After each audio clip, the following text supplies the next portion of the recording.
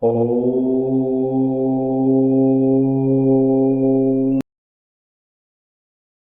what? Ask anything? Guruji, I had a question.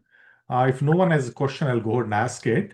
My question is, last week, this question pertains to karma and crime. You had earlier given an example of a person being beaten on the road. So how does one react? So for example, now we have a victim and an offender.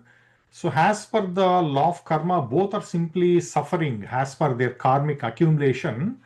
So the rest of us, do we simply acknowledge this truth and just move on with our lives without interfering, or what do we do? Thank you. See, it all depends upon how you react to the situation. I told you that time itself. It depends upon your reaction to a particular situation. It depends upon so many factors. Okay? You may interfere, for all you know. You may like to interfere. So there is no clear-cut solution for that. There is no formula for that as to how you need to react for that. Because if you think that there is a laid down formula, procedure, you will not be able to nail down the procedure because you don't know the circumstances. It is only going to be a supposition. It's not a fact. You are only trying to visualize all kinds of scenario. What is the system, the environment at that particular point of time? It may permit you to interfere, for all you know. Then you, by all means, you do interfere, and you stop the crime being committed. But in a situation when you know that it doesn't allow you to interfere, so there's nothing which you can do about it as such, right? So there is no clear-cut solution as such. You are unnecessarily, it is all psychologically, you're trying to imagine all kinds of possible situations and how one should react and all that. Okay? But you need to understand that the way things are in our day-to-day life, the way things are in our physical world, external world, they are not exactly mathematical in nature. They are not mathematical in nature. So everything, it depends on the circumstances and how you resonate with that. So from this point, in the one of the satsang earlier, I was mentioning that it is a world of resonance probably we are living in. As I said, the fundamental state of matter, the fundamental state of matter with which the cosmos is manufactured is out of sound. Out of sound. Or we call it, we are living in a kind of a sonic model. And what we are experiencing with our senses, physical senses, and the physical world which we are experiencing, it is a resonance of the sonic frequencies. It is the sonic frequencies, the sonic model is meshed with the materialistic physical world. They're meshed together. So as a result, we have two parallel worlds all the time. The world of sound, the world of things. The world of sounds, the world of things. They are both are meshed together. You can't separate them out. So therefore, you see, we are living in a kind of a sonic model which is having a resonating effect for us, and we are able to visualize it through our senses. If that be the situation, you can well imagine uh, there's nothing mathematical in nature. Everything is, you can say, like in a kind of, we're living in a sort of, I don't say that it is a uncertainty or in a certain cause of uncertain world, or I don't like to use the word called as a random world or anything for that matter. I'm only trying to explain the way the things are. We are living in a world of resonance, more probably, not mathematically. So therefore, in such a situation, now you only tell me the question you just asked. How can you suppose a situation that so and so situation is going to be like that, like this? Right. Therefore, how I should be reacting to the situation? Will it ever work like that? Right. No. Sometimes it may work. Right. Yeah. Sometimes it may not work. Hmm. But in the meantime, you are losing your peace of mind, thinking about a future Right. over which you have no control. Right. For example, do you have any control over the past 24 hours which have already lapsed? No. It is only now remained as a memory in your mind. Right. You may regret now, Yes. thinking that, no, I wish I had done something. I wish I had taken a different decision. You end up only regretting, right? Yes. But you have no control. Yeah. Similarly, what is going to unfold over the next 24 hours, you have no idea. Right. Certain things, okay, you may figure out, Right. but you can't figure out exactly. Right. So we don't even know what is going to happen next 24 hours. How can you suppose various situations? Right. That's the point here. Okay. Okay, Guruji. Thank you.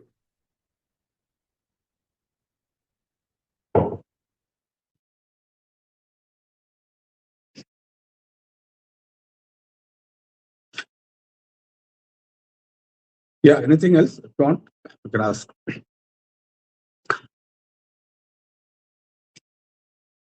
See, otherwise, what I would like to convey to you all is most of the problems being faced by yoga practitioners, because I've seen that so much of what do you call lack of clarity which is being exhibited everywhere. The thing to comprehend is it is mostly due to communication gap, a lack of clarity on the big picture, and lack of adequate information on certain things, and sometimes lack of focus in understanding certain things. Now, why do I say this? All this because I have noticed on a few occasions sadhaks coming out with a remark and what do you call exhibiting their aha moment.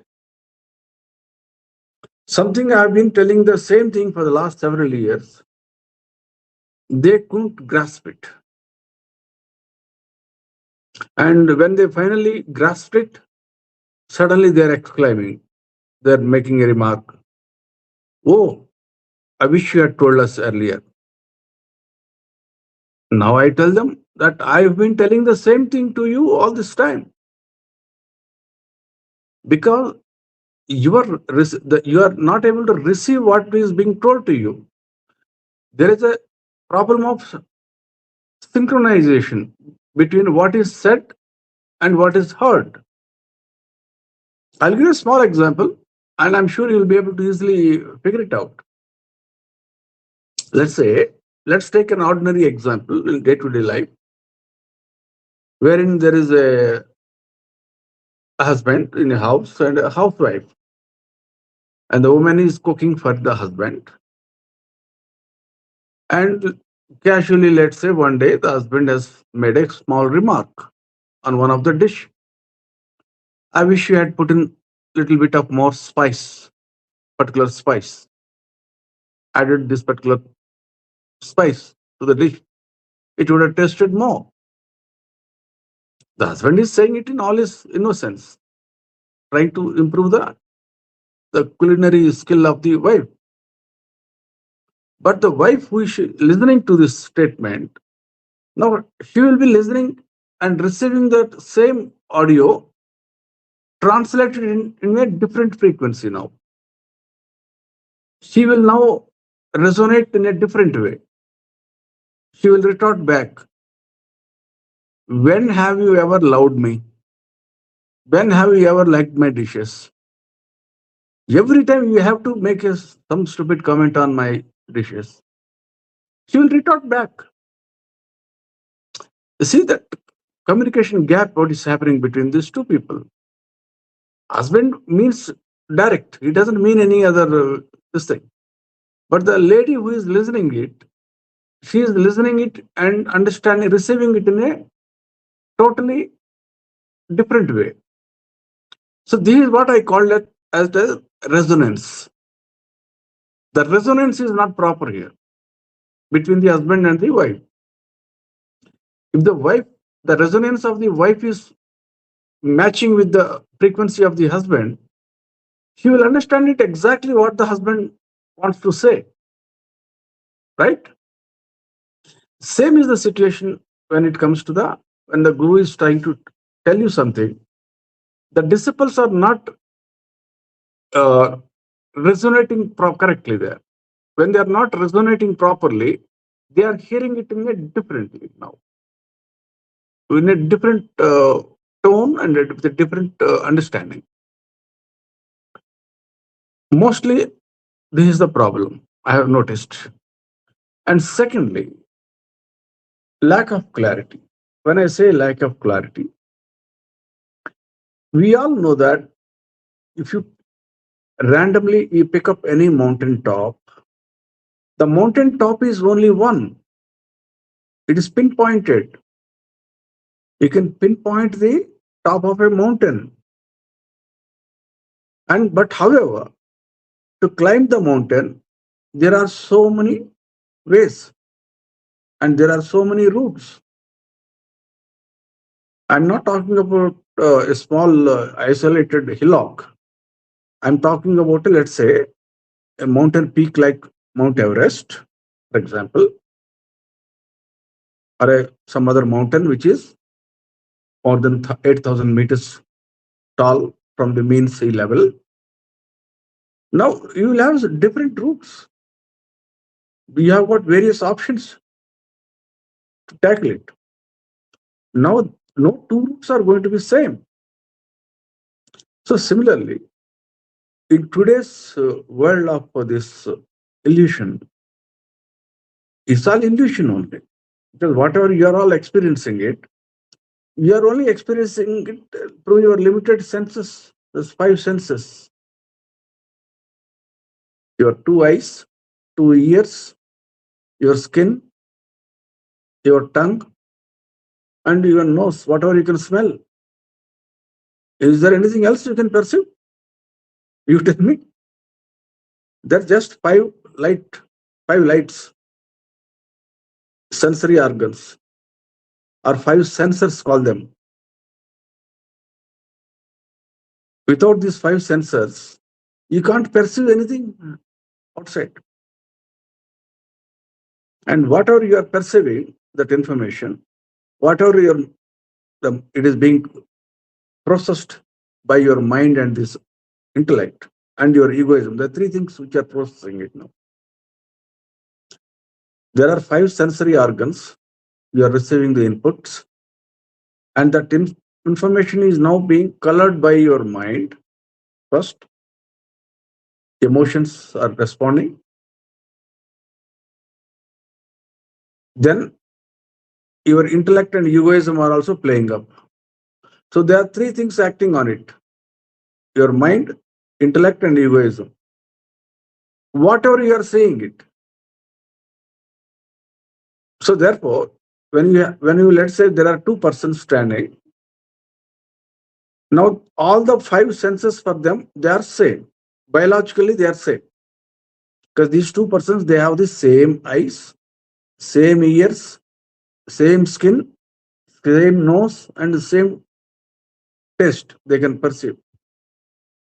Biologically, they have the same sensors. But once that information come to them, they react completely two different ways. Because that is being processed inside the mind by three agencies here. That is your mind, intellect, and egoism. So therefore, don't you know that it is all about the psychological barriers here, psychological response? Earlier, you were only mentioning about that hypothetical scenario when someone is causing some harm or injury to someone on the street, how we need to respond to that. Now, it will all depend upon the three psychological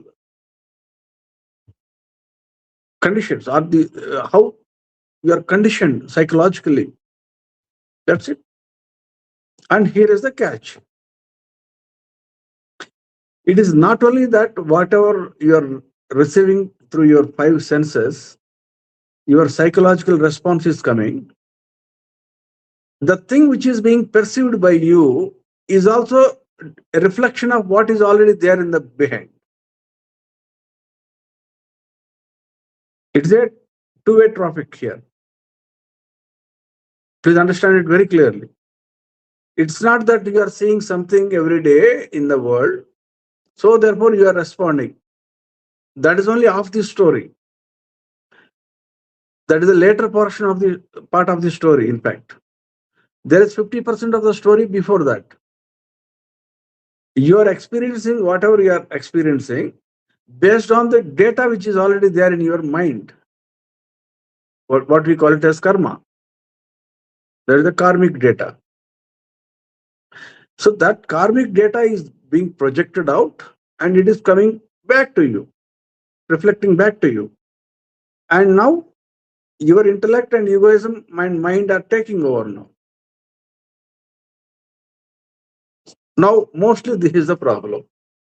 And people are mixing up with various concepts, various yoga systems, various tantric systems, and about the concept of God, about the concept of Guru Tattva, about the concept of karma.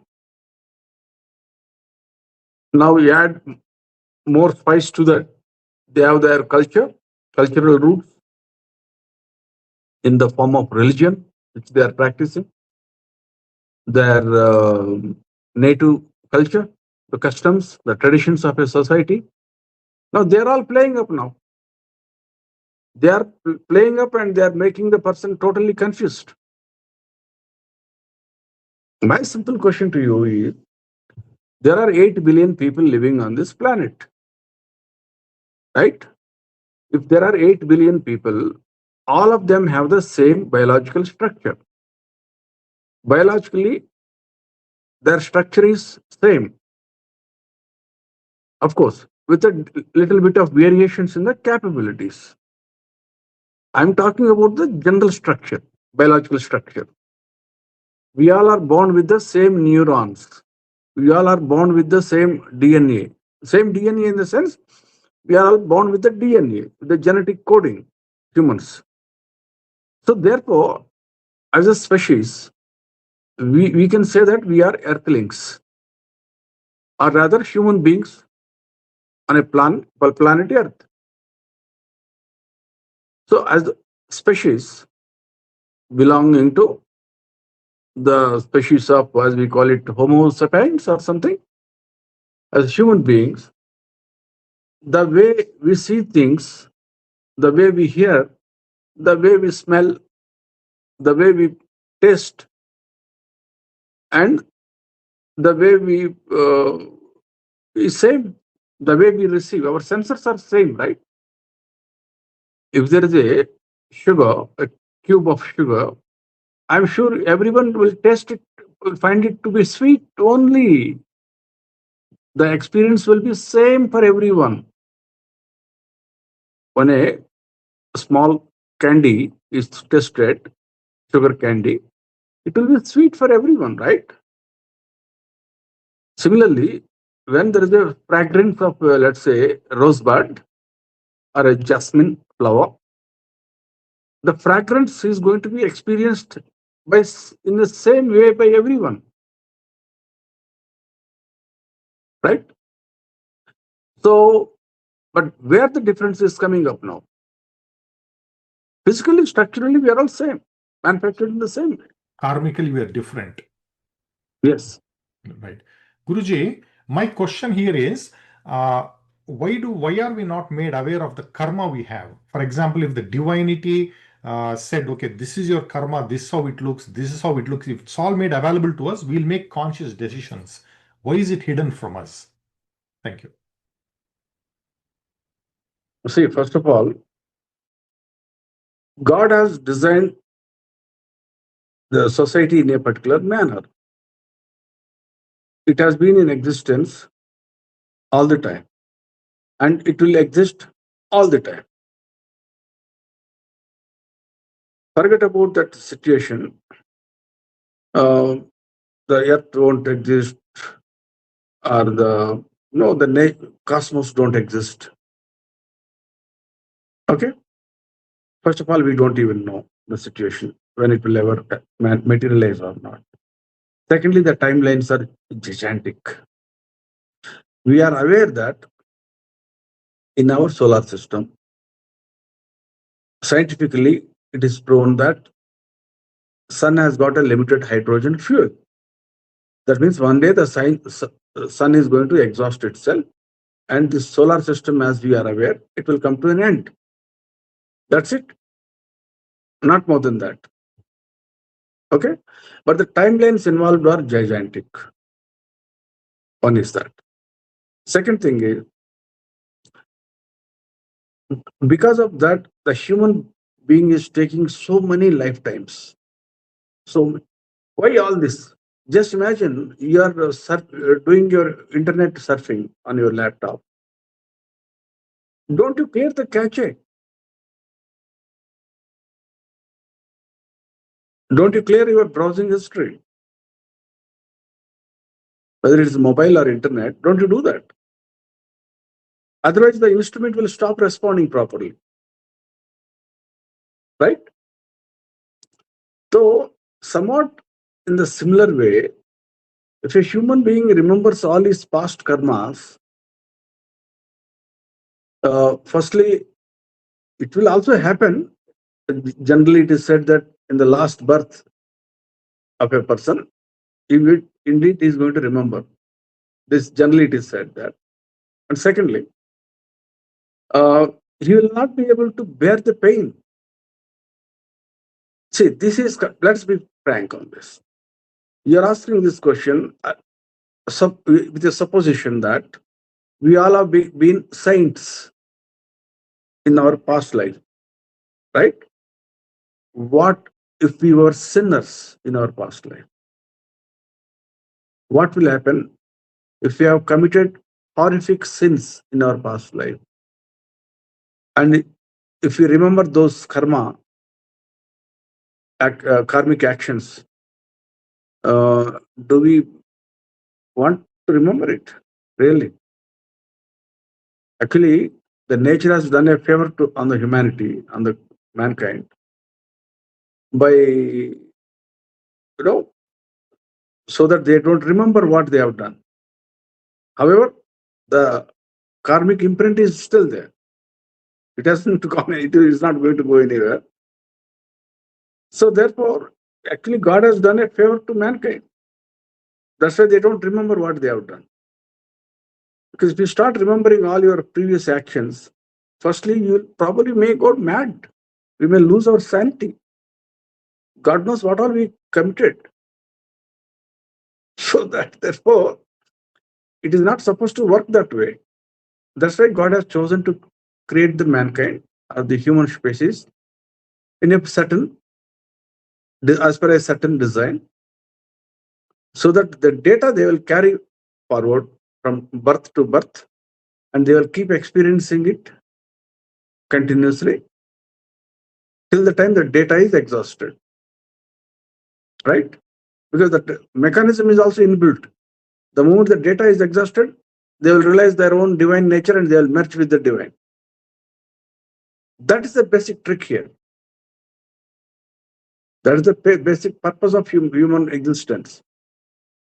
Rest everything, we all pursue our career, we make money, we enjoy. What is there? Are you going to carry all that when you die tomorrow? Because the clothes we wear, we're not going to wear tomorrow. The body is also decaying very fast. So even if you, let's say, happen to accumulate all the wealth on the earth, there's nothing you can do about that. You are not going to carry it. And if you think that you will leave behind to your children, for example, even the children are not yours actually, because you will take up birth in some other family in next life. Just like we were mentioning earlier, you were asking me the question, why we don't remember our karma? Who knows? You must have been born in a place, in a country like Japan or some African country. You must have acquired a lot of wealth also in your previous life. Now, my question is, what happened to all that wealth? You left it behind there. Your descendants in that African country or the Japan, they must be still alive. Your descendants must be still alive. They must have been enjoying it. But your existence of that time, it was over long ago. Right? So if that be the case, why humanity is running after all this then? You must have been a great singer in your past life. What happened to that fame? You are remembered by a different name that time. But now, you have nothing to do with that fame. You must have been a great politician, great leader in your previous life. You must have done great things.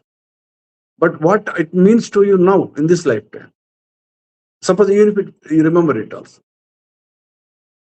Even if you remember it, does it mean anything to you now? No. It is just an intellectual kick you get a little bit. Right. And then soon you'll get bored. Yes. You know that you can't do, you are no longer that leader now. Right. You lost that power. Yes. So then what for humanity is running after all these materialistic things now? True. That's the reason why we all talk about the spirituality, the spiritual journey, or the practice of yoga, so that we realize our divine nature. Right. Because that is the primary purpose of human existence. Yes. So we need to think like earthlings as a species, that is human species, and compete with aliens. Right. Right. Compete with the aliens, maybe living somewhere in the distant galaxies. Okay. Right. Yeah. Please Thank go you, ahead. Guruji. Thank you. Most of the confusion when people have, let's say, I've been interacting. If anyone else, you can please interrupt me. Be free to interrupt me. Lack of clarity, they hear something about certain yoga systems. They hear something about certain tantric systems. They try to add 2 plus 2. They try to, and they realize that it is not exactly 4 now. Mathematically, if you add 2 and 2, 2 plus 2 will become 4. But when you add certain yoga system and a tantric system and try to mix them, the result will be somewhat different. The resonating effect will be something totally different. And they get confused. So keep the understanding very simple. Okay. Yeah, Mr. David, please go ahead.